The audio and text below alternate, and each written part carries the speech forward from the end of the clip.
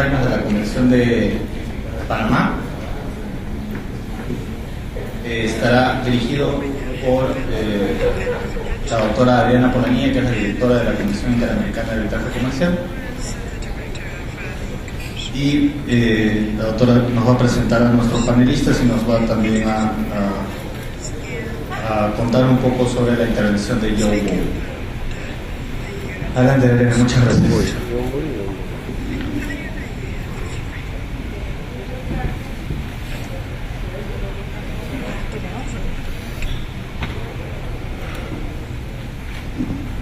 Hola, sí, sí. Pero, bueno. Muy buenas noches a todos. Queremos de una manera muy especial agradecerles su presencia en esta tarde, en este horario que para nosotros los extranjeros es un poco sexy, porque hasta ahora normalmente ya las personas van rumbo a sus compromisos nocturnos. Y entonces pues valoramos mucho la presencia de ustedes en este momento, la invitación de la Cámara de Comercio de Lima. Mil gracias a todos los panelistas, les agradezco por su presencia. Tenemos nosotros el compromiso de presentarles a ustedes otro aniversario importante en el continente, sobre todo, que es los 40 años de la denominada Convención de Panamá, el año 75. Aniversario que hemos venido celebrando en un ciclo de conferencias que hemos recorrido por el continente, en Washington, en Nueva York, en Estados Unidos, en Centroamérica, Colombia, Chile, ahora Perú, y seguiremos con Bolivia y Ecuador. Esta Convención de Panamá, que nosotros procederemos a presentarles, es un instrumento que básicamente tiene como objetivo crear lo que se llama un cuerpo único de normas sobre arbitraje internacional en el continente americano, y que de esa manera fue diseñada desde el año 75. Estamos hablando de conferencias, controversias de carácter comercial, por lo que, a diferencia de algunos de los temas que fueron tratados anteriormente y coincidiendo sobre todo con la CCI, esta convención y la Comisión Interamericana son un instrumento que está al alcance pues, de todos los diferentes actores del sistema comercial interamericano y desde luego de todos y cada uno de los abogados. La convención fue aprobada en Panamá en el año 75. Actualmente ha sido ratificada por todos los países de América Latina, por Estados Unidos, está pendiente Canadá, y tenemos también República Dominicana, que también la ratificó y la tiene vigente. De manera que es un instrumento que yo siempre digo es un poco la cenicienta. A veces a materia de doctrina, la gente y los grandes doctrinantes dicen: Panamá es igual a Nueva York. No, no es igual a Nueva York, y tiene unas características muy importantes que vamos a presentarles en el día de hoy. Para completar un poco la hora vespertina en la que estamos, vamos a presentarles un video que, digamos, es la presencia, como dice el doctor Bernal, presidente de la CIA, que me acompaña aquí, un video, un premio Oscar del arbitraje, del profesor John Bowman, un abogado americano que se ha dedicado y ha sido un gran doctrinante y estudioso de la importancia que tiene la Convención de Panamá. Mi compañero de panel, el doctor Bernal, siempre dice que qué curioso que la Convención Interamericana no la tenga que enseñar un gringo, teniendo tantos efectos en América Latina. Esta es la premiera a la que nosotros nos vamos a invitar en este momento. La verdad, el profesor Bowman quería venir, sus múltiples compromisos se lo impidieron, y aunque no está aquí presente, pues nosotros sí queremos resaltar la importancia de la presencia por videoconferencia que va a hacernos en el día de hoy. Invitarlos pues a que lo miren un poco, porque tiene un aspecto muy interesante y es toda la visión de la Convención de Panamá. Con base en esta presentación, que no veo a Roger porque me imagino que está lista para pasar, después hemos repartido los temas para el análisis de todos mis compañeros de panel de mesa. Entonces, si estamos listos, Roger, entonces adelante con nuestra premiere, nuestra película. Gracias.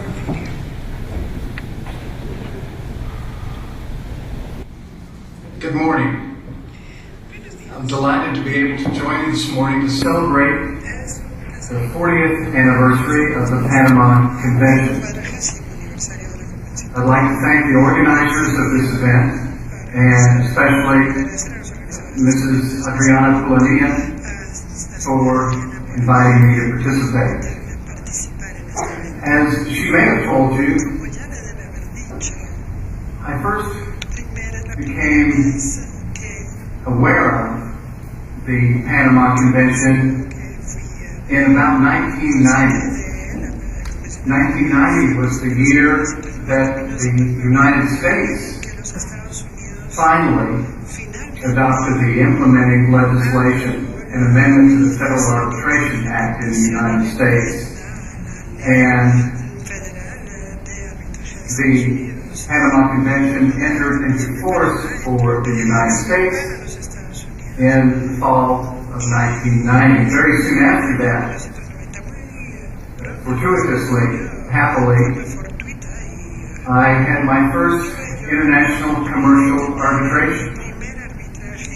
It was a case for some oil companies, international oil companies, concerning Block 3 Gulf of Guayaquil off the coast of Ecuador.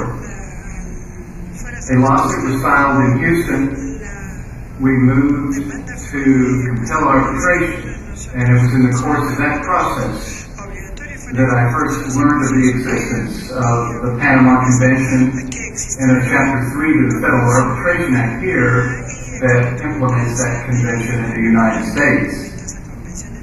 Since then, I've been a serious student of the Panama Convention and its differences and similarities to the New York Convention, which I suspect most of you are quite familiar with the New York Convention.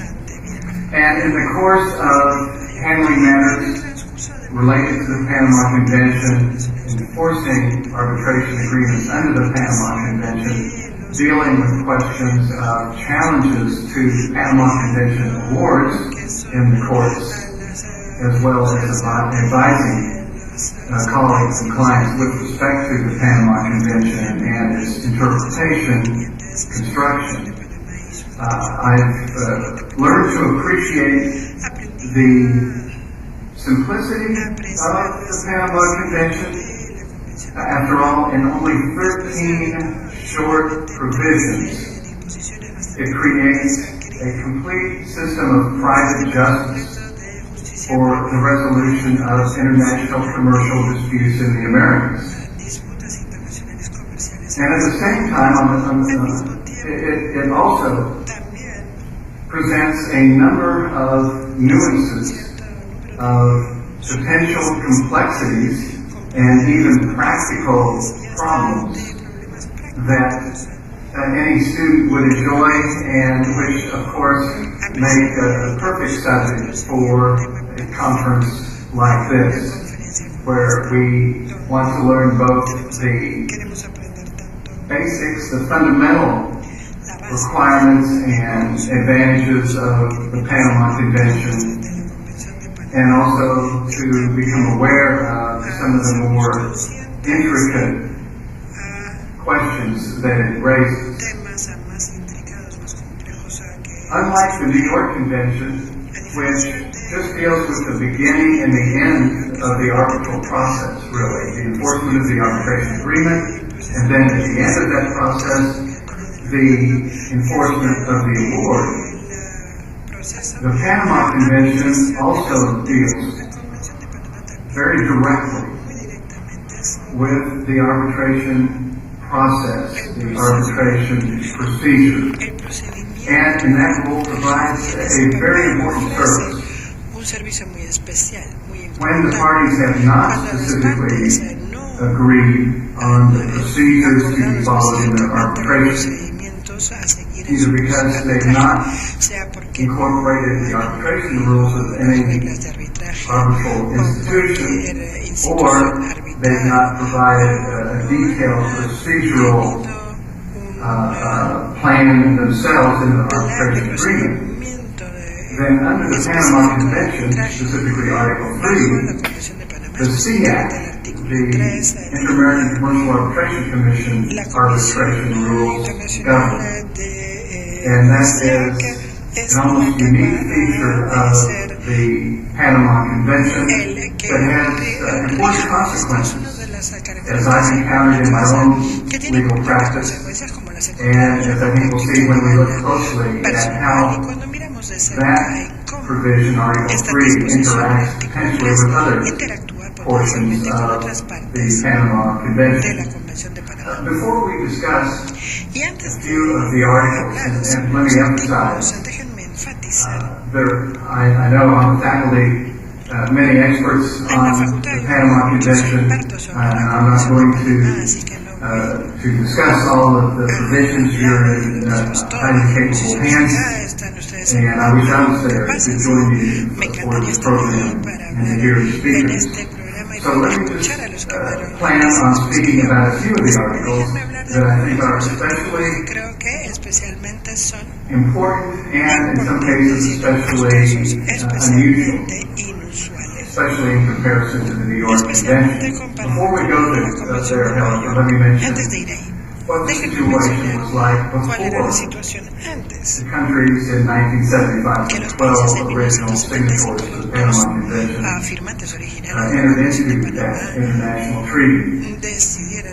It's important to remember that prior to that time, the burden of proof with respect to enforcement of an award was on the party seeking enforcement, not on the party resisting enforcement. Prior to that time, there was no treaty in the Americas providing for the enforcement of agreements to arbitration.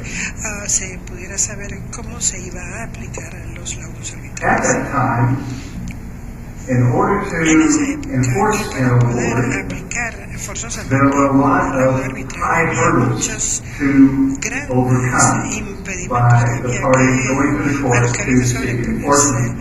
Among other things, it is likely that that party would have to establish that the award was rendered by a competent tribunal, that the award was final in the state where rendered, which probably required homologation in the courts at the seat of arbitration. The party may also have had to establish that it was legally summoned to the arbitration. And of course, would have to show that the award did not conflict with public policy. In addition, many arbitration agreements at this time would not be enforced if they dealt with future disputes. Arbitration agreements to resolve future disputes were not everywhere enforceable without entering in time to a submission agreement.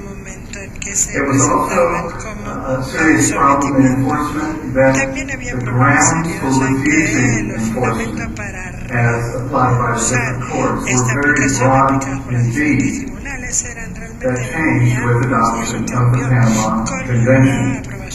And last but not least, in some countries, I think notably Ecuador, Colombia, maybe others at that time, non-nationals, foreigners, could not sit as arbitrators in those countries. So that was the situation prior to adoption of the Panama Convention in 1975. Well, let's start the brief discussion of the field of application of the Convention.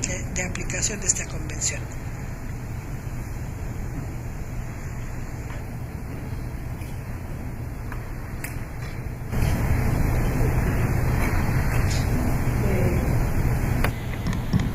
Muy bien. Con esta breve introducción, entonces vamos a desarrollar puntos fundamentales de la Convención de Panamá. En primer lugar, invito al doctor Rafael Bernal Realmente creo que es un peruano de corazón, ha participado en muchos eventos en Perú, desde que empezaron a hablar de arbitraje, tiene aquí, como dice un cantante colombiano, su propia fanaticada. Actualmente es director del Centro de Arbitraje de la Cámara de Comercio de Bogotá y en este momento ejerce la presidencia de la Comisión Interamericana de Arbitraje Comercial, CIAC, o como lo denominan en inglés, YACA. El doctor Bernal se va a referir a un artículo específico y a toda la visión de la CIAC sobre la Convención de Panamá.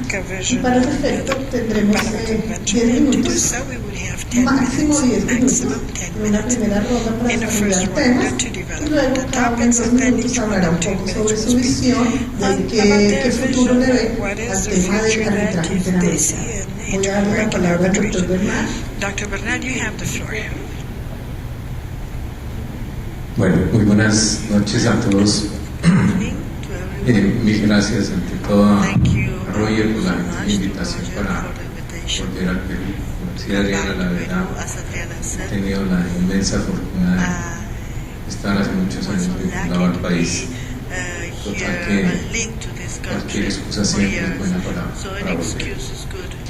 Lo que me ha planteado a mí, Adriana, para que en estos minutos que me ha concedido es tratar de plantear la importancia de la interrelación entre lo que es la Convención de Panamá y la CIAC. Y mirando un poco el curso de las conversaciones alrededor de la celebración de los 50 años de CIADI, encontraba yo un paralelo importante. CIAC, a pesar de que en muchas partes del continente no es definitivamente muy conocida, no es un organismo nuevo. Nace a finales del año 33, de hecho es de los más antiguos que hay en el tema de arbitraje, quizás con la CCI y entidades de ese orden, que en esa época se fueron gestando por diversas entidades y asociaciones de tipo comercial. Pero me quiero devolver allá para poder encontrar, a la luz de la Convención de Panamá del año 75, cuál es la real importancia de esa convención con CIAC y con su potencialidad dentro del contexto interamericano. A finales pues, del año 33, con vigencia en el año 34, se adopta por una resolución de la séptima conferencia de la OEA. Se le da vida a CIAC con unas características y unos objetivos muy concretos. Allí se señaló que el primer objetivo por el cual se creaba la Comisión Interamericana de Arbitraje Comercial era para estrechar las relaciones entre las asociaciones comerciales de las Américas, para lo cual era oportuno crear una entidad internacional en donde estuvieran representados los intereses comerciales de todos los países que se unieran a la misma, con una responsabilidad importante, y era la de establecer un sistema interamericano de arbitraje independiente del control oficial. Esa es la declaración, en la forma en que se aprueba, en la forma en que se estructura y se le da vida a la Comisión Interamericana de Arbitraje Comercial. Pero CIAC, muy latinoamericana desde su origen, aunque en su estructura es más norteamericana que latinoamericana, y así fue como se gestó. En CIAC todos los ciclos son largos, por eso todos tenemos que ser pacientes los que estamos en CIAC.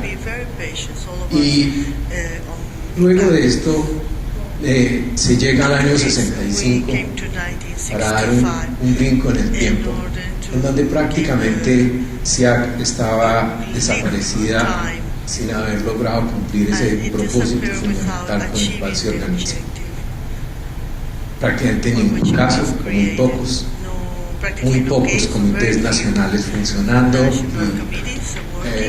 una pobre rutina y una pobre presencia dentro del contexto de Latinoamérica.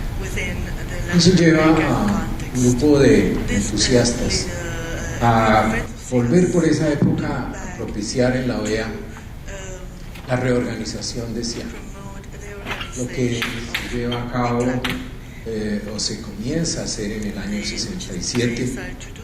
En el 68 muy rápidamente se produce esta reestructuración o la versión final, pero aquí los ciclos son largos, solo hasta el año 85 se aprueba.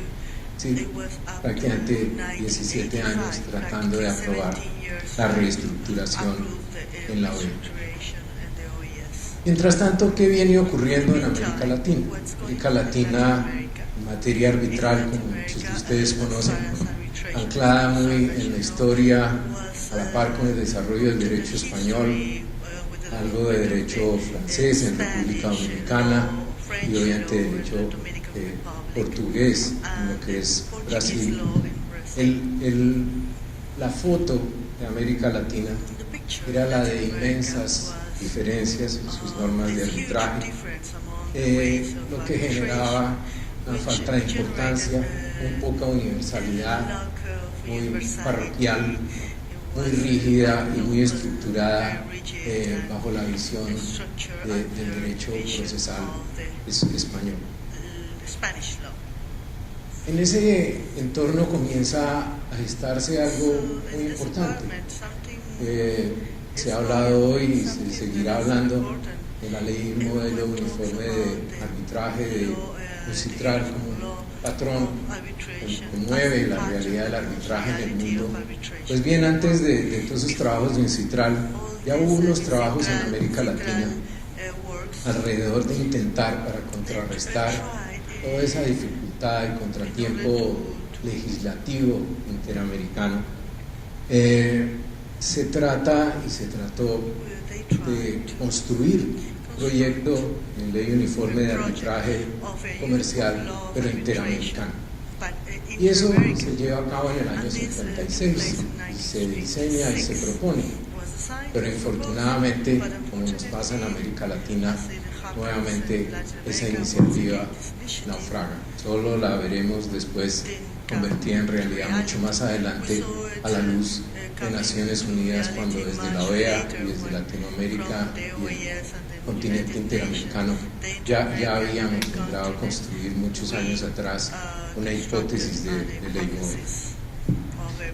En ese entorno es donde sale a la luz la Convención de Panamá del año 75, de la que estamos celebrando 40 años, en enero del año 75. Y los propósitos que se tienen son bastante similares. Y es ahí donde aparece el famoso artículo 3, en donde lo que se pensó en ese instante es que si no se había podido lograr uniformar, mejorar, alinear una mejor legislación para el continente, pues otro camino de lograrlo era señalar que un tercero, para el caso de la Comisión Interamericana de Arbitraje Comercial, tuviera la capacidad de construir un reglamento de procedimientos que hiciera las veces que se pretendió hiciera la ley modelo uniforme para Interamérica.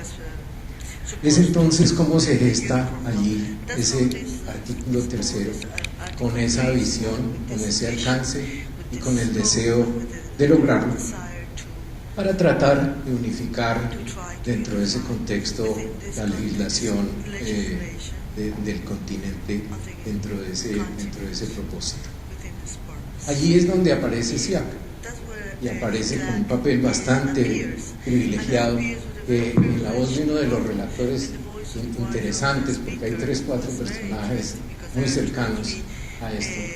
El profesor Cos Rapsowicz de Canadá,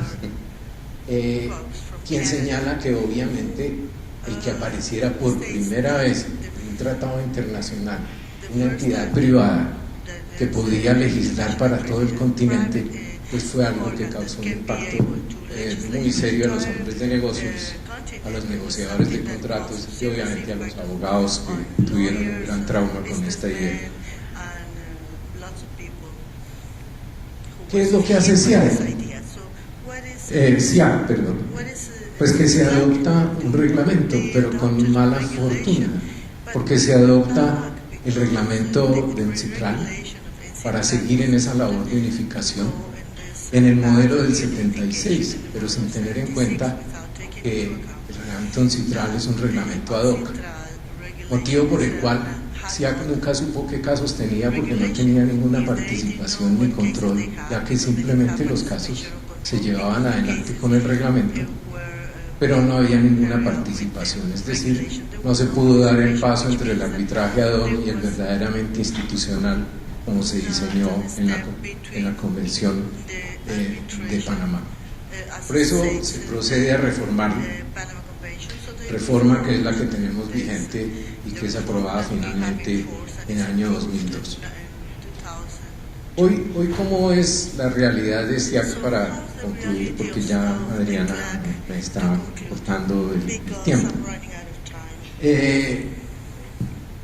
Y si ustedes ven del paso que tuvimos de los años 60, donde prácticamente le íbamos a dar cristiana sepultura, como se dice en nuestros países, a todo este esfuerzo que se había venido gestando, pues hoy tenemos una realidad muy diferente, que no ha sido simple de lograr. Tenemos secciones en 18 países, con 23 centros de arbitraje, una buena parte de los cuales ha sido establecido gracias al trabajo y gestión desde SIAC. Están operando, están trabajando, tanto en lo nacional como internacional. Hoy hay una lista de árbitros de todos esos centros que nos permite tener operadores avalados por ellos. Hoy la Convención de Panamá, por gestión también sustancialmente de la Comisión, ha sido ratificada y está vigente en todo el continente, como lo señalaba anteriormente Adriana. Pero además hoy la legislación sobre arbitraje, arrancando desde México, que fue el líder de toda esta modificación a finales de comienzos del 90, 93, hoy la mayoría o el grueso de los países en Latinoamérica tiene vigente la ley modelo del CITRAL. La jurisprudencia, que obviamente reaccionó negativamente frente al artículo 3, que sonaba como algo totalmente fuera de contexto, pues hoy nos muestra que ya tenemos una serie de precedentes importantes en donde se ha tenido en cuenta, se ha aceptado, se ha aplicado el artículo 3 que le da vida a la aplicación del reglamento de SIAC a los casos dentro del contexto interamericano. Entonces tenemos una íntima relación, porque la Convención de Panamá del año 75 es la que, en mi entender, le da un vuelco total, un vuelco efectivo de algo que se venía buscando durante muchos años, 40 años tal vez, buscando dentro de ese desarrollo para que SIAC pueda cumplir con el papel que originalmente se pensó que debía cumplir. Y yo me reservo para después los 2 minutos que me van a dar.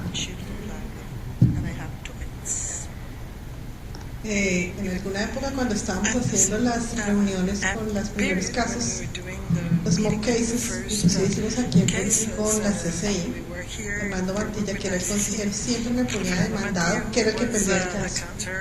Y un día le dije, pero Fernando, porque siempre me pones a perder. Y me dijo, pues porque de alguna manera se luce ser siempre la perdedora. Entonces no todo el mundo pierde con la misma dignidad. Y con esa misma teoría me pone siempre panelista a llevar el tiempo, pues por respeto a ustedes. Entonces cuando lo hago me pone Fernando Mantilla, que ya eres una mala, que lo haces con dignidad. Pero ahora me dice segunda ronda, doctor Bernal. Con esta gran conclusión, entonces, como algo muy singular, podemos decir que las cláusulas patológicas entre los ciudadanos de América Latina y Estados Unidos tienen una solución, que es como dicen algunos chilenos, la viven en un trapito, que es la Comisión Interamericana de Arbitraje Comercial, y ya hay un gran desarrollo sobre el tema. Primera característica importante. La segunda característica, que es la más sorprendente de todas para nosotros, también se la voy a entregar, que tiene que ver con el tema de la Convención de Panamá en los Estados Unidos, a una enamorada estudiosa y autora sobre el tema de la Convención de Panamá, la doctora Claudia Frutos Peterson, quien además tuvo una cosa maravillosa y fue la asistente de un director, negociador y estudioso creyente del arbitraje interamericano, que era Charlie Norbert, que trabajó con Claudia, y gracias a Dios pues ahí quedó gran parte de todo el conocimiento adquirido de lo que es el arbitraje. Claudia es abogada mexicana, pues, vive actualmente en Estados Unidos, y aquí no como SIAD sino como SIAC nos va a contar un poco sobre la convención en los Estados Unidos y su importancia. ¿Alguna presentación? ¿Se puede? I have a presentation. Can I present it? Me preocupo porque está muy I'm exigente. concerned because I'm very demanding on time.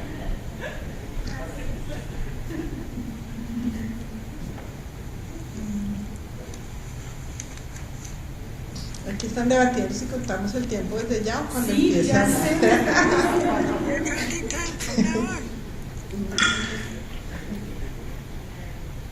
Estoy muy nerviosa por eso, por lo que voy a decir.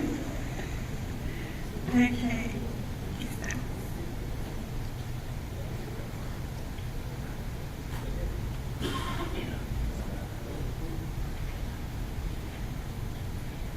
Okay. Muchas Bueno, gracias. no, gracias y gracias por tenerme de vuelta ahora con el panel de la Convención de Panamá, que como decía Adriana, le tengo un cariño muy particular. Es una lucha constante de difusión de lo que es la Convención de Panamá y de su importancia para América Latina. Y un poquito, ahora sí que me perdí. Ok. Siempre que hablamos de la Convención de Panamá no podemos olvidar el contexto histórico de cómo surge la Convención de Panamá. Ya Rafael nos hablaba un poco en su introducción, pero creo que es muy importante determinar ese contexto histórico para entender por qué surge la Convención de Panamá y cuál es de verdad el espíritu de la misma. La Convención de Panamá surge en un momento, ya Rafael nos decía, pero en un momento clave para América Latina para tratar de hacer un despegue en cuanto a la práctica del arbitraje comercial internacional en el hemisferio. Sabemos todos de la doctrina Calvo, no voy a hacerles perder el tiempo, pero es importante siempre retener ese concepto para saber cómo evoluciona la Convención de Panamá y sobre todo para efectos de cómo las cortes norteamericanas están interactuando con la interpretación de la Convención de Panamá, y ahora vamos a explicar por qué. En ese momento histórico había solamente 3 estados latinoamericanos que habían ratificado la Convención de Nueva York, había nada más 2 estados latinoamericanos que habían ratificado el convenio del CIADI, y eso es un poco cuando surge la necesidad de querer impulsar el desarrollo del arbitraje comercial internacional. Los países latinoamericanos estaban totalmente renuentes, no creían en esta práctica, en este sistema de solución de controversias, y había que impulsarlos. ¿Y de qué forma se logró ese impulso? Bueno, se logró a través de tratar de convencer a los estados latinoamericanos que ellos mismos podían elaborar un convenio internacional que les ayudara sobre todo a reconocer la ejecución del acuerdo arbitral, pero sobre todo el reconocimiento y ejecución de los laudos arbitrales extranjeros. Varios países ya han ratificado la Convención de Panamá, pero observen un poco las fechas, son 18 países latinoamericanos y Estados Unidos que han ratificado la Convención de Panamá, pero observen un poco las fechas, porque a diferencia de otros instrumentos internacionales en materia de arbitraje internacional, observamos que hay varios países que efectivamente ratifican la Convención de Panamá a sus inicios. Una vez que esta fue adoptada en 1975, hay un apogeo a finales de los 70s, en los 80s, luego hubo una especie de silencio, de paz, y luego en los 90s, a mediados de los 90s, vuelve otra vez este vuelco del interés de los países latinoamericanos, como ya lo veíamos cuando empezamos a hablar un poco de la Convención del CIADI, con la importancia de querer adoptar estas nuevas tendencias de globalización y de un sistema favorable al desarrollo de la inversión extranjera. Perdón. El impacto en la región, bueno, vemos que ya hay 19 países que han ratificado. No es una convención que nada más se cierre en los países latinoamericanos, cualquier estado pudiese ratificarla, aunque en realidad su espíritu era precisamente para impulsar el arbitraje latinoamericano. Y a raíz de que los estados latinoamericanos sienten confianza en este instrumento regional, entonces ya a su vez empiezan a sentir más favorables a ratificar otro gran instrumento en materia de arbitraje comercial internacional, que es la Convención de Nueva York de 1958, que todos conocemos. Pero este es el punto clave que yo creo que Adriana quería que yo tratara esta noche, es con respecto a las reservas que hizo en los Estados Unidos cuando ratificaron la Convención de Panamá. Y esto es interesante, por eso les decía, hay que pensar en el contexto histórico. ¿Por qué? Porque los estados latinoamericanos, ninguno hizo ninguna reserva cuando adoptó la Convención de Panamá, a pesar de que ya existía la Convención de Nueva York del 58. ¿Quiénes lo hacen? Lo hacen los Estados Unidos. Los Estados Unidos pensando entonces en aquel impulso que querían mostrar a sus vecinos del continente, de que se iban a unir con ellos a adoptar este convenio regional, ¿verdad? Pero lo hacen de una forma sabia en el sentido de decir, bueno, pero ya hemos adoptado la Convención de Nueva York. ¿Qué vamos a hacer con ese instrumento, que es un instrumento más multilateral, que abarca muchos más países, donde nos vamos a colocar? Entonces hacen una serie de 3 puntos de reservas.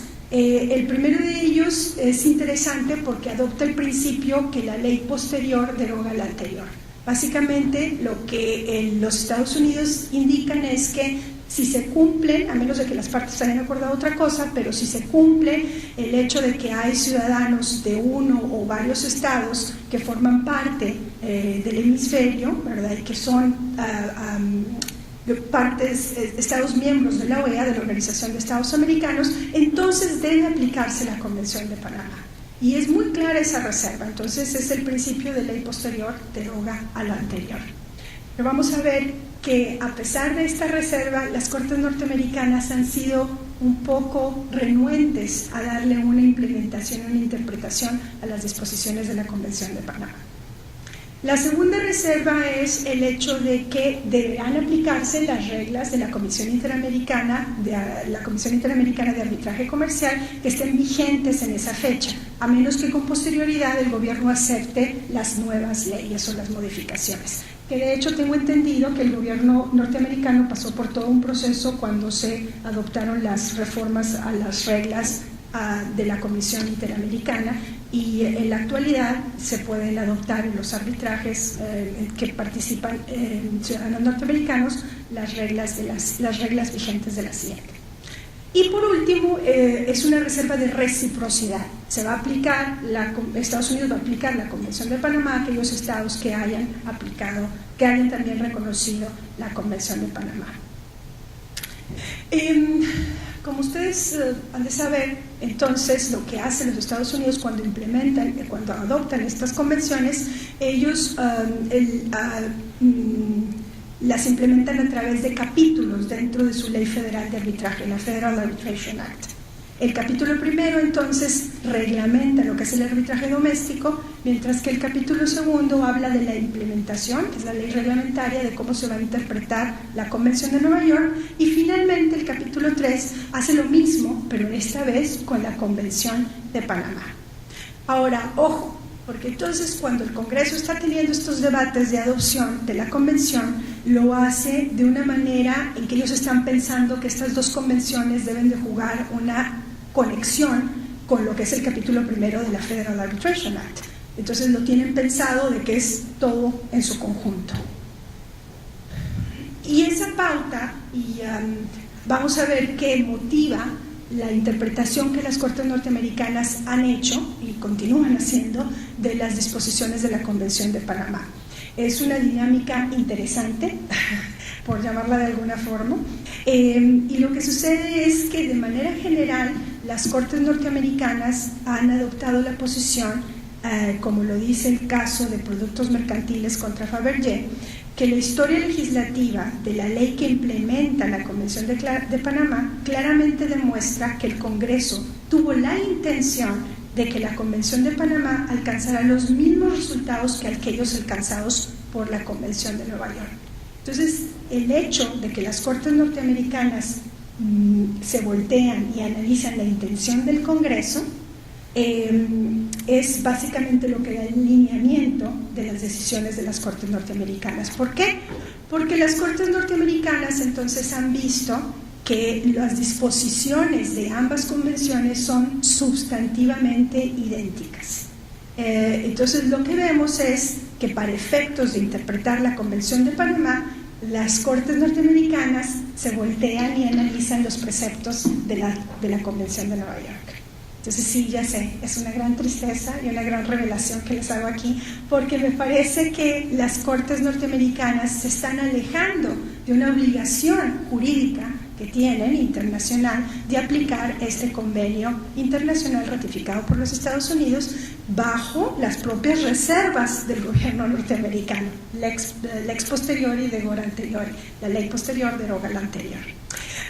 Entonces las Cortes, cualquier decisión, bueno, no quiero generalizar, la gran mayoría de decisiones que logré revisar para preparar esta presentación, observé que a pesar de que las partes solicitan la aplicación de la Convención de Panamá, en vista de las reservas efectuadas por el gobierno norteamericano, la Corte adopta, pero entonces hace el análisis bajo el case law o los precedentes que se han hecho bajo la Convención de Nueva York. Y lo dicen tal cual, directa y honestamente. Como la Convención de Nueva York tiene casos, tiene precedentes ya sustantivamente asentados, fundamentalmente asentados, entonces, y como persiguen los mismos fines, entonces haremos el análisis bajo la Convención de Nueva York.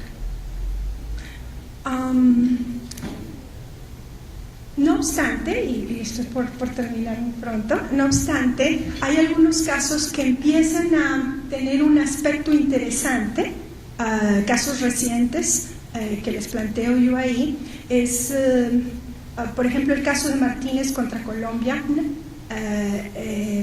este caso de 2009.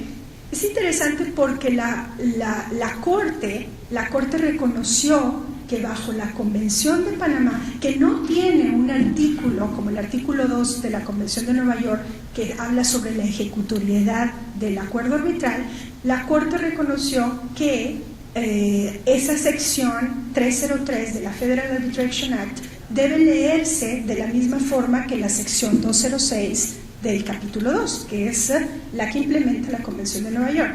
Entonces, en otras palabras, desde mi punto de vista, es interesante esta decisión porque a pesar, como vamos a ver después, entre las similitudes y diferencias entre la Convención de Panamá y la Convención de Nueva York, vamos a ver que no existe un artículo como el artículo 2 de la Convención de Nueva York. Esto es una buena decisión, pienso yo, en favor de la implementación de la Convención de Nueva York. De Panamá, perdón. En materia de ejecución de laudos, hay también una serie de casos, al menos un par de casos, en donde la Corte sí aplica directamente la Convención de Panamá cuando hay un tema relacionado con la aplicación de las reglas de la CIA.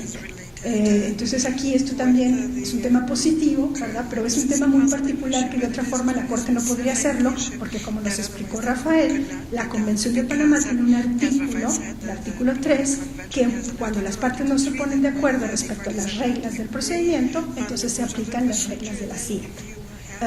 Las Cortes norteamericanas no pueden hacer otra cosa más que interpretar cuál es la intención de las partes bajo el artículo 3 de la Convención de Panamá.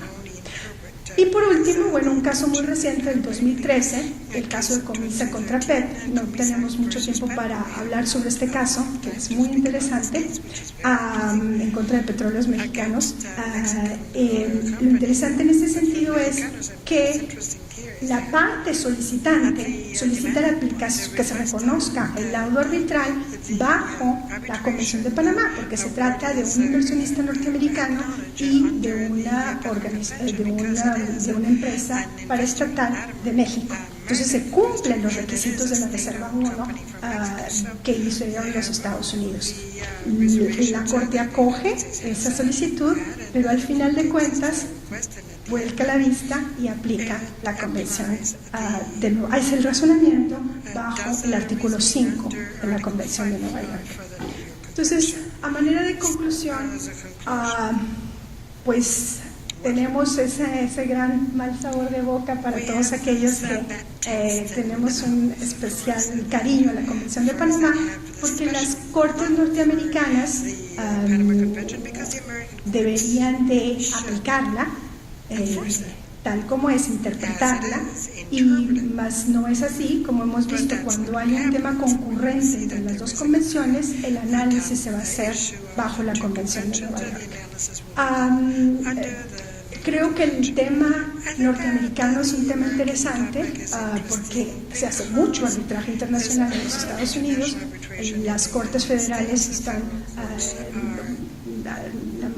ciertos circuitos están muy familiarizados con la aplicación de los principios y tendencias del arbitraje internacional, pero aún así se sienten celosos ante la aplicación de una convención regional ante una convención multilateral.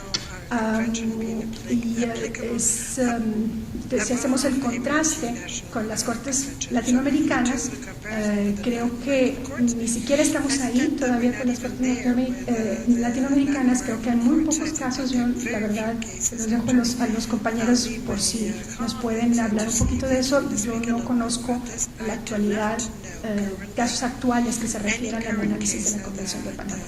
Bueno, eso es por el momento. Pues, muchas gracias a ti, Claudia. Muy bien. Después de esta presentación sobre la aplicación de Nueva York y la aplicación de Panamá, voy a darle la palabra a mi compatriota Santiago Talero, joven abogado, estudioso del arbitraje, que va a hacernos, siguiendo este análisis, como unas pequeñas pautas sobre las principales diferencias que hay entre la Convención de Nueva York y la Convención de Panamá, para luego finalmente terminar con nuestro amigo Gonzalo, analizando el tema específico puntual del reconocimiento y ejecución. Entonces, gracias, Adriana.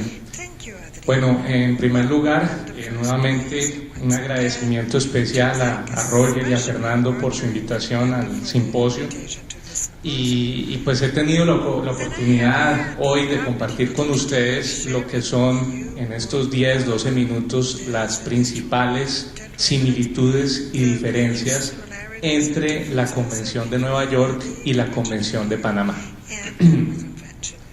Puede que haya algunas que se me queden por fuera, pero voy a tratar de sintetizar y abarcar todas las diferencias y similitudes posibles. Lo primero que habría que señalar, y esto es una introducción y al mismo tiempo una conclusión, es que la Convención de Nueva York y la Convención de Panamá son instrumentos coexistentes y complementarios.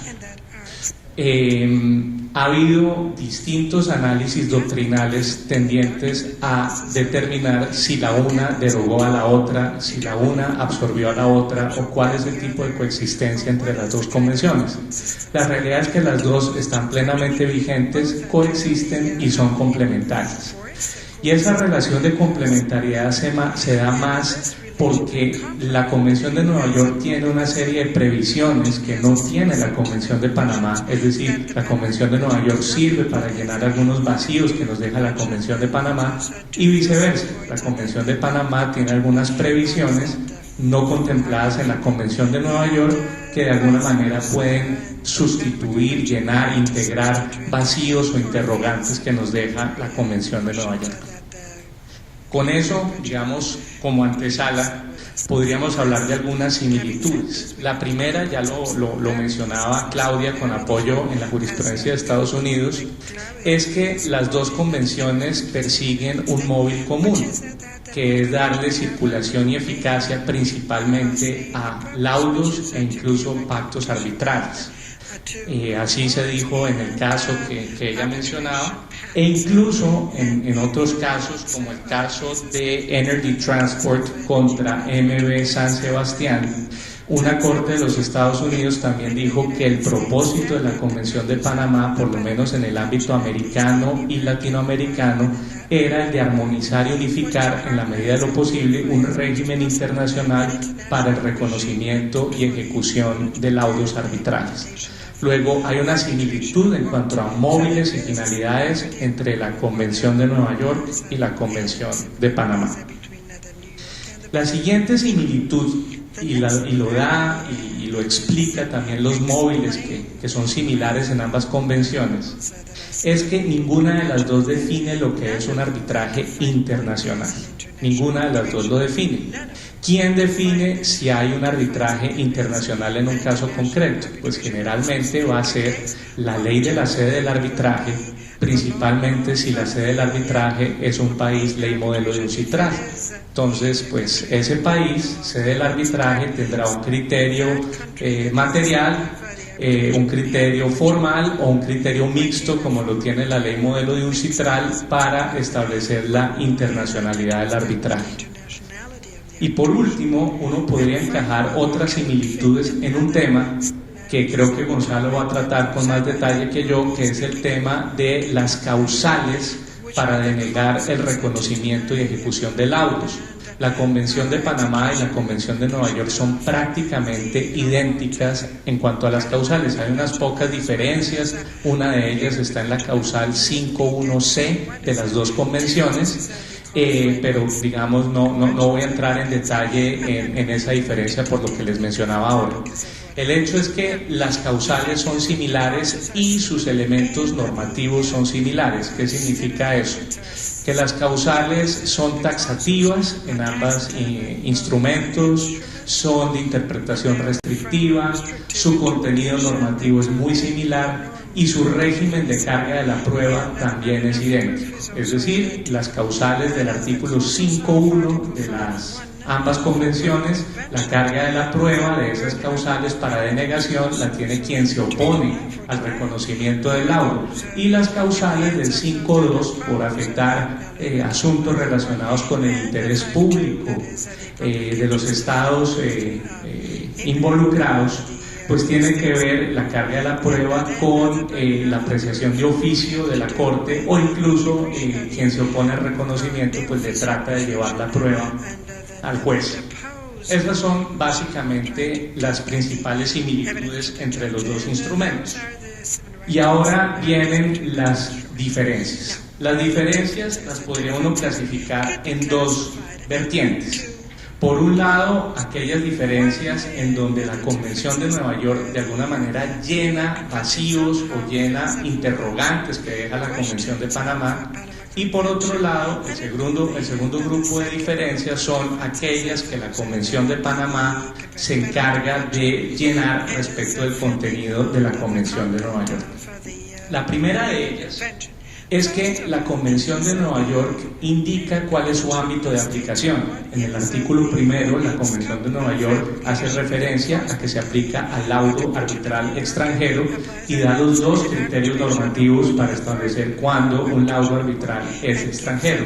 La Convención de Panamá se refiere básicamente al arbitraje comercial internacional, pero no establece su ámbito de aplicación respecto del tipo de laudo sobre el cual va a recaer.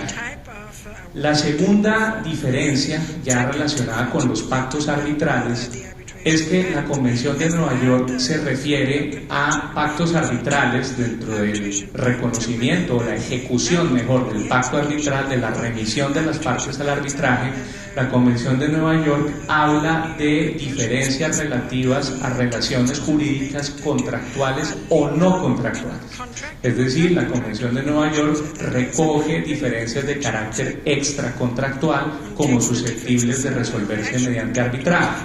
La Convención de Panamá guarda silencio sobre las diferencias extracontractuales y solamente se refiere en su texto a relaciones de índole contractual.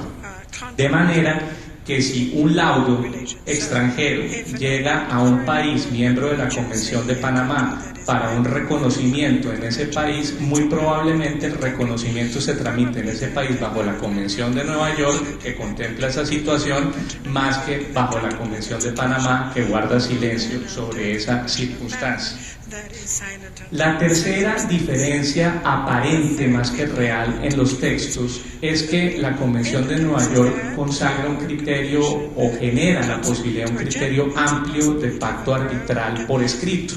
Se ha escrito mucho sobre la coexistencia de la Convención de Nueva York y la Ley Modelo de UNCITRAL, artículo 7 de la Ley Modelo, sobre pues la noción de pacto arbitral por escrito y cómo la Convención de Nueva York sí da cabida para esa noción. La Convención de Panamá define de una manera muy precisa el tema del pacto arbitral por escrito y no parecería tener la misma amplitud que la Convención de Nueva York. Sin embargo, hay jurisprudencia, principalmente en Estados Unidos, diciendo que en materia de pactos arbitrales las dos convenciones tienen un tratamiento prácticamente idéntico. El cuarto elemento está dado por la remisión de las partes al arbitraje. Como decían Adriana y Claudia, el artículo 2.3 de la Convención de Nueva York sí consagra el deber de remitir a las partes al arbitraje, del juez de remitir a las partes al arbitraje, salvo que encuentre que el pacto arbitral es nulo, ineficaz o inaplicable.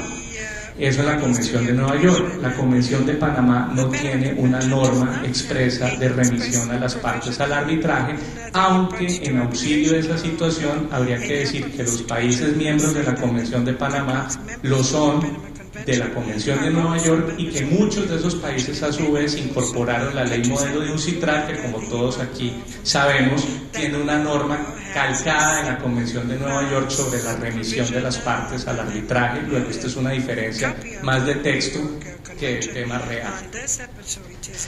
Adicionalmente, la Convención de Nueva York consagra un sistema de reservas que no consagra expresamente la Convención de Panamá, aunque, como lo explicaba Claudia hace un rato, la Convención de Panamá pues le permitió también a países como, en este caso únicamente Estados Unidos, formular sus distintas reservas.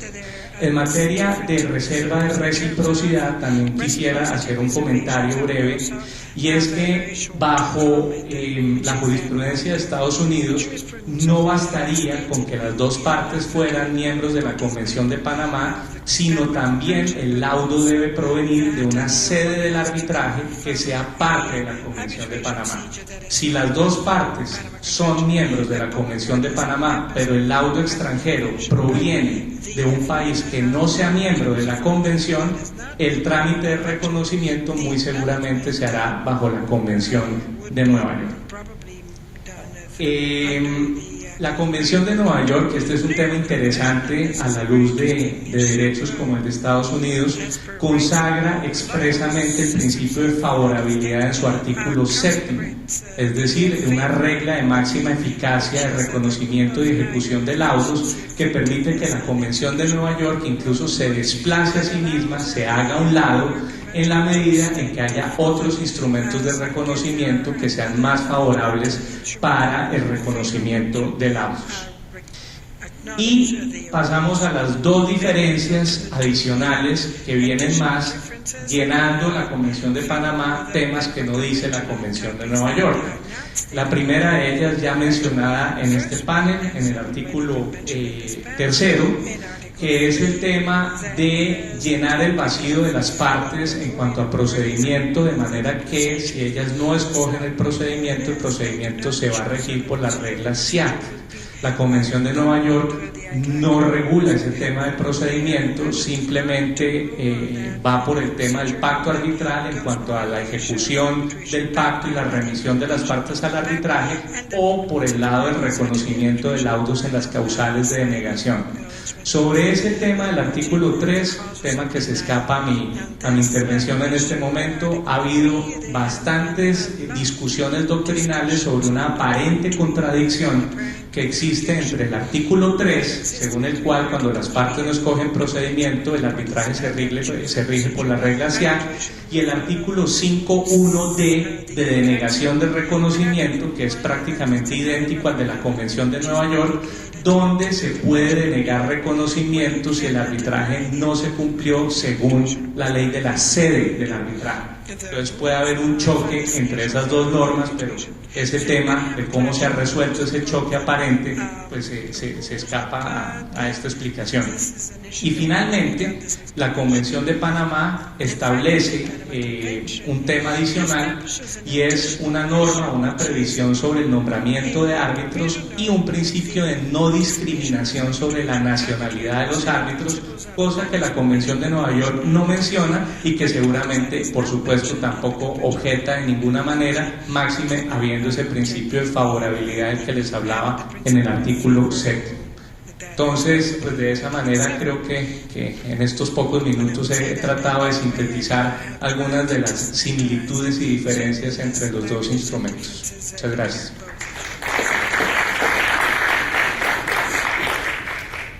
Ahora voy a darle la palabra al doctor Gonzalo García Calderón. Es una reconocida autoridad de arbitraje desde hace muchos años, internacional. Hemos compartido muchos estudios y luchas arbitrales.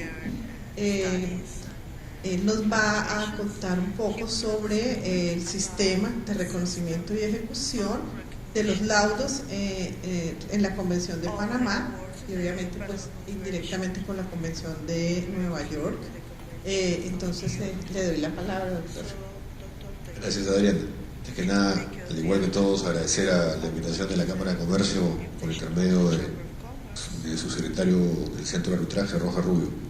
Y bueno, estoy muy contento de estar en este panel comentando esta convención que en lo particular me trae muchos recuerdos, porque cuando el Perú no tenía normas sobre arbitraje, yo me gradué como abogado sustentando la necesidad que el Perú ratifique la Convención de Nueva York del 58 y la Convención de Panamá del 75. Y el gusto es porque evidentemente muchos años después el Perú las ratificó. Y de alguna manera estas convenciones tienen un valiosísimo aporte en la legislación peruana, porque creo yo que fueron la puerta de ingreso para que el Perú abriese la ventana para reconocer de alguna manera lo que era el arbitraje, que en el Perú estaba absolutamente vedado, como ha hecho tanto en las exposiciones de Claudia, en fin, de Rafael, de Adriana, de Santiago. El arbitraje en nuestro país, en los países latinoamericanos, y en particular hablo por el Perú, era prácticamente un tabú, estaba vedado, se manejaba la cláusula Calvo. Si pensamos un poco en el tiempo, el arbitraje en el Perú no tiene ni 20 años. Somos los lentos de la clase, pero que hemos aplicado enormemente hoy día, y probablemente, como alguien escuché en las conferencias, arbitraje con mayúscula, porque en estos 20 años el crecimiento ha sido exponencial del arbitraje en el Perú. Entonces, esta convención en particular, la Convención de Panamá, tuvo el mérito de, la de Nueva York por supuesto, tuvo el mérito de cambiar el paradigma que se venía utilizando en nuestro país. Como ustedes se acordarán perfectamente del Código Civil vigente, el Código Civil del 84, en el libro 10º, relativo a Derecho Internacional Privado, establece los criterios de reciprocidad como elementos fundamentales para poder reconocer sentencias y laudos arbitrales extranjeros. Entonces, nuevamente la citaré a María del Carmen Tobar, que está sentada acá adelante, porque ella ha escrito un tema sobre Derecho Internacional Privado, específicamente, entre otros, sobre el título 4 relativo al reconocimiento de sentencias y de laudos, en donde el Perú tiene como criterio fundamental el que ha mencionado Claudio, la reciprocidad. Entonces el Código Civil habla de la reciprocidad convencional, de la afirmativa, y la única manera que se pueda reconocer un laudo o una sentencia extranjera en el Perú era aprobando esta famosa reciprocidad afirmativa, que era pues un parto, tenías que ir a la Corte Superior tenías que demostrar ante el juez que efectivamente la sentencia o el laudo arbitral que provenía de un país extranjero también reconocía sentencias peruanas, y para ello tenías que presentar documentación, doctrina, jurisprudencia, legislación, etcétera, y que el juez estuviese de acuerdo con que esa legislación, esa jurisprudencia, ese país de donde provenía la sentencia, aceptaría también laudos peruanos. Entonces, eso era prácticamente negar la posibilidad de reconocer sentencias o laudos en el extranjero. Luego han habido cambios, evidentemente, en la legislación. El más importante es esta reciprocidad convencional, es esta posibilidad de que el Perú se incorpore a la legislación internacional ratificando estos convenios en su época, tanto Panamá como Nueva York. Y posteriormente el gran cambio que se dio ya con el Código Procesal Civil, en donde se invierte la carga de la prueba para efectos de la probancia y la reciprocidad. Sin salirme del tema, y yendo al tema, porque Adriana después nos corta rápidamente con el tiempo, comentar lo que me han pedido que comente, y es el tema de la denegatoria de laudos arbitrales pronunciados en el exterior. La Convención de Panamá, y al igual que lo que hace nuestra legislación en materia arbitral en el Decreto Legislativo 1071, establece criterios para de alguna manera uniformizar, establecer bases comunes a todos los países que suscriben esta convención, para establecer un estándar mínimo de calidad, por llamarlo de alguna manera. Entonces, yo voy a reconocer laudos que provengan de países, si bien es cierto que hayan ratificado esta convención, pero que los laudos contengan un estándar mínimo. ¿De qué? De materia arbitrable, de procedimiento, de laudo, y en consecuencia lo que hace la convención es establecer justamente ese criterio, criterios comunes a todos los países, a efectos de que cuando venga un laudo de un país ratificante de la Convención de Panamá, ese laudo arbitral cumpla con esos estándares, y quien niegue ese estándar es quien debe probarlo. Simplemente como un pequeño paréntesis antes de entrar a las causales señaladas en la Convención de Panamá del 75, señalar que nuestro actual Decreto Legislativo 1071 incorpora como norma interna que el Perú reconocerá laudos arbitrales a través de la Convención de Panamá y a través de la Convención de Nueva York, y tiene la inteligencia el legislador peruano de, en aquellos casos en donde provenga una sentencia arbitral, un laudo arbitral de países que no han ratificado ni la Convención de Panamá ni la Convención de Nueva York, lo que ha hecho el legislador peruano, repito, creo de manera inteligente, ha sido incorporar en la norma interna las mismas causales de denegación de laudos arbitrales que están contemplados en la Convención de Nueva York y en la Convención de Panamá del 75.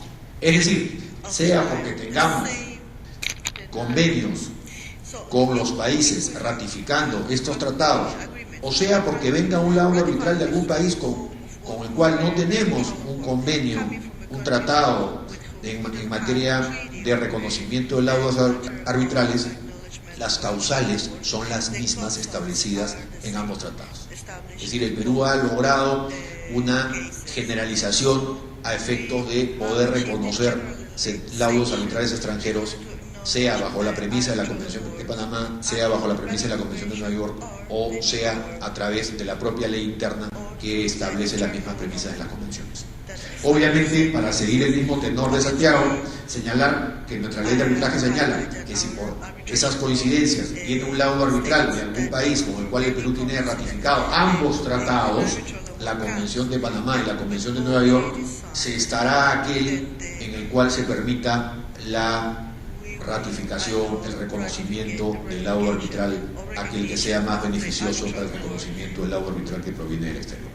Muy bien, vamos a las causales rápidamente. Las causales son, evidentemente, bajo las premisas que ya comenté, ¿no es cierto?, que las partes en el acuerdo estén sujetas a alguna incapacidad en virtud de la ley que les es aplicable, o que dicho acuerdo no sea válido en virtud de la ley a que las partes lo han sometido, o si nada se hubiese indicado a este respecto, en virtud de la ley del Estado en que se haya dictado la sentencia. Aquí la norma establece diversas posibilidades, básicamente todos lo conocemos, Esto es muy similar a las causales de anulación establecidas en el artículo 63 de nuestra ley de arbitraje. En consecuencia, esas causales de anulación establecen como primer punto la inexistencia del convenio arbitral en razón de la invalidez, en razón de la anulabilidad, en este caso en razón de la incapacidad o en razón de que la norma a la cual las partes se sujetaron establece la imposibilidad de someter esa controversia a arbitraje. Simplemente también a pie de página, realizado por la Corte Superior, y luego de que se convalide el laudo arbitral, como no se va a ejecutar en nuestro país, volver a solicitar el S4 en el país en el cual se va a ejecutar la sentencia y volver a revisar el mismo tema formal que ya se revisó en el lugar de la sede del tribunal arbitral. Entonces, para evitar eso, nuevamente la ley peruana, creo yo, coherente y válidamente ha establecido el pacto que es posible en los arbitrajes internacionales de no llevar adelante la anulación del laudo de nuestro país y se va a ejecutar en otro. La segunda causal es que la parte contra la cual se invoque la sentencia no haya sido debidamente notificada de la designación del árbitro, del procedimiento de arbitraje, no haya podido hacer valer su derecho. Evidentemente, estándar de calidad, el due process, el debido proceso, la seguridad jurídica, creo que no es necesario explicar el tema, es natural que yo no vaya a reconocer ninguna sentencia o laudo arbitral que provenga del extranjero que haya violentado pues, un derecho de defensa que considero fundamental y forma parte de los principios que sustentan el debido proceso. Igual, en lo que se refiere a sentencias con respecto a diferencias no previstas en el acuerdo de las partes de sometimiento al procedimiento arbitral o que la constitución del mismo no se haya ajustado al acuerdo celebrado en las partes. Quiero pasar esos temas rápidamente para centrarme en un tema que sí me llama mucho la atención, porque la Convención de Panamá señala que se podrá denegar el reconocimiento cuando la sentencia sea contraria al orden público del mismo Estado. Es un tema que a mí me interesa muchísimo, porque el Perú hace una distinción y la doctrina hace una distinción entre orden público interno y orden público internacional. La Convención de Panamá no hace ese distingo, señala que el reconocimiento o la ejecución de la sentencia sean contrarios al orden público del mismo Estado. La doctrina hoy día establece una distinción clara entre principios que forman parte del derecho interno, del orden público interno, y principios que forman parte del orden público internacional. En consecuencia, todas las normas imperativas que forman parte del orden público interno no necesariamente forman parte del orden público internacional. A la inversa sí. Hay casos CIADI que lo han señalado claramente. No conozco jurisprudencia respecto a esta interpretación que estoy señalando a nivel jurisprudencial de esta distinción entre orden público interno y orden público internacional. Creo que es un mecanismo para denegar laudos arbitrales aplicando normas de orden interno que puedan no estar dentro de los principios fundamentales del orden público internacional. En consecuencia, es una ventana, creo yo, peligrosa para poder denegar laudos arbitrales. No sé si los miembros del panel tienen alguna opinión sobre el tema, pero quería terminar con eso y agradecerles. Muchas gracias.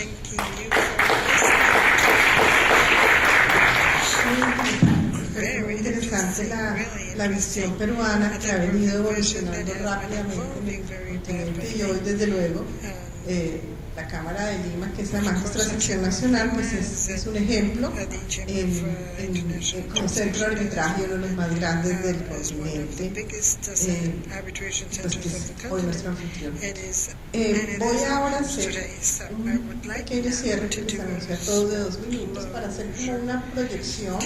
El doctor Bernal a su ingreso dijo que nos tocaba tener mucha paciencia y que puede pasar en lo que nosotros hemos denominado el arbitraje interamericano, próximamente con todo lo que hay ahora de la gran tendencia hacia el arbitraje internacional.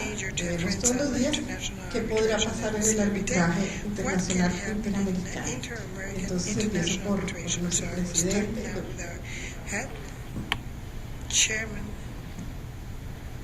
Bueno, quizás escuchábamos hoy y por coincidencias de la vida yo vengo de Atlanta, del Transpacífico, y esta mañana se mencionaba, también me llamó la atención cómo vamos evolucionando y dejando atrás el tema de los BIDs para irnos a los acuerdos comerciales de mayor calado. Están ya hablando lo mencionaban esta mañana también, probablemente de unir un megatratado entre Europa y el resto de la otra parte del mundo. Transpacífico es un ejemplo de eso, y lo que se debe venir dentro de ese contexto es también obviamente una alteración en mi entender de lo que es la manera como resolvemos los conflictos que de una manera u otra está detrás de todos esos tratados. Y yo creo que allí hay un inmenso reto para anticiparnos, y entidades como la nuestra o quienes estamos dedicados a este trabajo deberíamos quizás dejar atrás esa tendencia nuestra de que solo cuando se cae el puente miramos qué van a hacer con el puente que venía dañado hace 50 años, que es una tendencia muy latinoamericana, y comenzar a también anticiparnos para poder trabajar eso que se viene. Me parece que en esa línea deberíamos trabajar intensamente. Pero, y ya para concluir, porque son solo 2 minutos, sí me refiero a lo que mencionaba Claudia de su análisis, y es la jurisprudencia. Si bien, como ella lo mencionaba, pues tenemos aproximaciones diferentes y probablemente a veces indirectas para llegar a darle fuerza a la Convención de Panamá. Lo evidente es que se ha ido abriendo camino, no ha sido un camino fácil, no ha sido un camino rápido, pero ya han visto ustedes la historia en Latinoamérica, todo es de largos periodos de tiempo, pero yo creo que se va asentando. No ocurre así en el resto de Latinoamérica, donde la jurisprudencia en general todavía es absolutamente dispar. Y dentro de ese contexto quizás el ejemplo más tajante es el tema de la constitucionalización y su consecuencia, que es la entrada del amparo o la tutela hacia el arbitraje, en donde hay países que han logrado consolidar cosas muy interesantes, muy pocos, pero lo ve uno en el caso peruano, que ha sido contundente, en el caso mexicano, que escuchamos hace muy pocas semanas en México, como también ya han logrado dar una definición para tratar de aislar la incidencia, pero en general la penetración de ese tema constitucional para por esa vía construir nuevos recursos para mejor dilatar, para mejor entorpecer y para hacer perder la dinámica del arbitraje, creo que ese es otro tema donde tenemos que trabajar y unir nuestro esfuerzo para evitar que por una vía indirecta también toda la fuerza que le hemos venido dando y el trabajo que se ha hecho, sobre todo con el arbitraje internacional, como estamos esperando en Colombia una primera definición de la Corte, porque obviamente en la medida en que se permita que opere la tutela en el arbitraje internacional, pues hay que cerrar y liquidar el país y pues trastearnos a otro trabajar arbitraje, porque los efectos son muy complejos de manejar. Entonces yo creo que allí hay 2 frentes muy importantes para trabajar y hacia ellos pues esperamos dedicar el esfuerzo. Gracias. También 2 puntos, de manera muy breve. Creo que ha alcanzado el arbitraje latinoamericano una cierta madurez que debemos tomar en cuenta. Y para ese efecto creo que es importante que se haga una distinción entre lo que es el arbitraje inversionista-Estado y lo que es el arbitraje comercial internacional, que persiguen 2 objetivos muy distintos y si bien, bueno, los vemos entrelazados en ocasiones debido a las transacciones como son efectuadas, ¿verdad? Tener un contrato con una cláusula de arbitraje comercial internacional y otro tener un tratado bilateral de inversión y poder tratar de buscar la responsabilidad internacional del Estado en el arbitraje SEADE o un arbitraje inversionista Estado, hacer esa distinción intelectual de lo que es un arbitraje comercial internacional y lo que es un arbitraje inversionista Estado, técnicas similares de procedimiento, sí, parecidas, pero al final pretenden conceptos muy distintos. Y creo que el gran trabajo también para que de verdad se desarrolle y siga evolucionando el arbitraje comercial internacional en la región es hacer, pues distinguir, como dicen las cortes norteamericanas, lo que son conceptos meramente parroquiales, ¿verdad?, en la aplicación de un arbitraje doméstico al campo de un arbitraje comercial internacional. Y de ahí, por ejemplo, establecemos un concepto del orden público, del cual tú nos hablabas. Si logramos dar ese salto, entre lo que es un arbitraje puramente doméstico y cómo puede llevar a cabo un arbitraje doméstico a diferencia de un arbitraje comercial internacional, creo que se puede esperar mucho arbitraje latinoamericano. Yo tengo una reflexión final que en el caso peruano aún hay mucho por crecer, evidentemente. El arbitraje ha crecido en nuestro país, el arbitraje interno, el arbitraje doméstico, también que duda cabe, hemos escuchado los éxitos del Perú en el arbitraje CIADI, en el arbitraje de inversiones, y el arbitraje internacional. Probablemente yo no tengo mucha experiencia, no sé si Rafael, cuántos casos peruanos se han sometido a la SIAC. Lo que sí les puedo casi asegurar es que no conozco ninguna sentencia extranjera que haya sido reconocida al amparo de la Convención de Panamá del 75. Sí conozco sentencias extranjeras reconocidas al amparo de la Convención de Nueva York del 58, pero no en Panamá 75. Y eso, creo que la reflexión lleva a ese tema. Todavía hay mucho por avanzar, hay mucho en todos nuestros países. Los poderes judiciales ya colapsaron. Creo que el arbitraje se convierte a nivel del comercio internacional, como ya lo conocen ustedes perfectamente, y es una frase manida en el pilar fundamental, en el pilar jurídico del desarrollo del comercio. Entonces, estos instrumentos lo que permiten es justamente tender estos puentes, permitir que se desglobalice, que las sedes de los tribunales arbitrales estén en cualquiera de los países, en la medida que voy a poder reconocer y ejecutar rápidamente ese laudo arbitral en cualquiera de los otros países, teniendo la certeza, en la medida que eso ocurra, por supuesto, que no me van a paralizar el reconocimiento o la ejecución con algún amparo o con algún tema constitucional de alguno de nuestros países. Creo que por ahí está el reto de la SIAC, de tratar de uniformizar y de crear estos parámetros que permitan que los laudos dictados en cualquiera de nuestros países que han ratificado esta convención puedan ser ejecutados sin necesidad o rápidamente. Y ojalá lleguemos algún día al criterio de la CIADI, que ni siquiera se tenga que solicitar el reconocimiento, sino que se pueda ejecutar de manera directa. Bueno, yo tengo unas 4 o 5 muy breves reflexiones finales sobre el tema interamericano. Lo primero es que, digamos, uno ve, por lo menos en esta región del continente, una gran dispersión normativa. Hay una cantidad de instrumentos y convenciones de cooperación judicial que regulan el reconocimiento de sentencias y laudos. Y es frecuente ver confusión en las cortes sobre qué instrumento aplicar.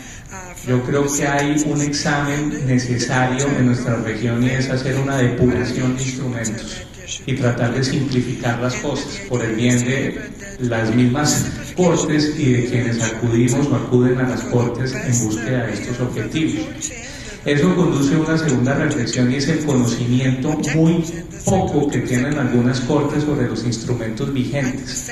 Generalmente las cortes, y eso es lo que he visto en mi experiencia, se van directamente a la Convención de Nueva York sin hacer mayores análisis de la coexistencia con otros instrumentos, simplemente por esa dispersión normativa y esa falta de familiaridad.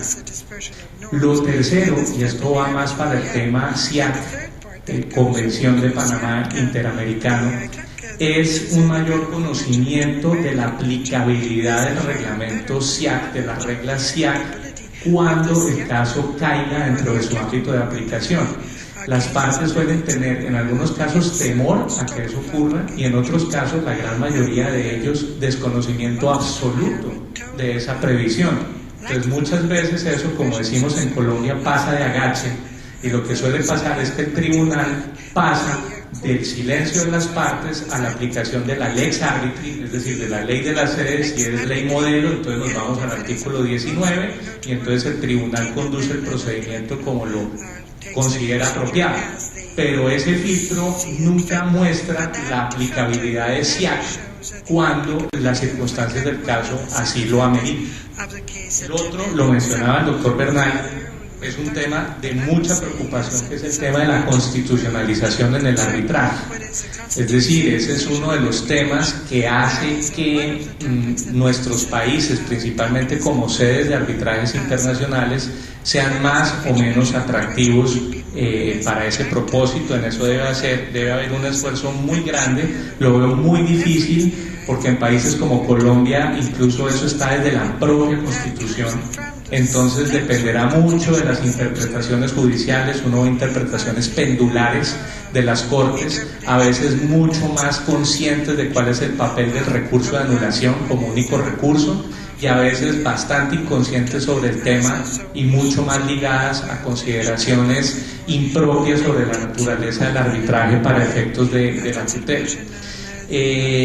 Yo diría que esos son como las reflexiones en el tema interamericano y bueno, muchas gracias a todos por su paciencia. Muchas gracias a todos. Queda en el tintero del trabajo el tema de la importancia, porque es importante diferenciar inversión, arbitraje de inversiones, arbitraje comercial internacional, arbitraje internacional y el arbitraje doméstico. Muchas jurisdicciones necesitamos realmente una claridad sobre ese tema. La jurisprudencia y la constitucionalización del arbitraje es importantísimo. El desconocimiento de las Cortes pues va en detrimento del arbitraje sin importar la institución. Y el gran reto que están asumiendo los centros de los países del Pacífico, que es pues, el gran reto de los conflictos que surgirán con la entrada en vigor, la próxima entrada en vigor de este nuevo instrumento internacional. No sé, Roger, si habrá espacio para preguntas. ¿Y hay alguna pregunta? Estamos en tiempo. Muy bien. Lo que quiere decir que fuimos muy claros. Les agradezco a mis compañeros de panel y muchas gracias a la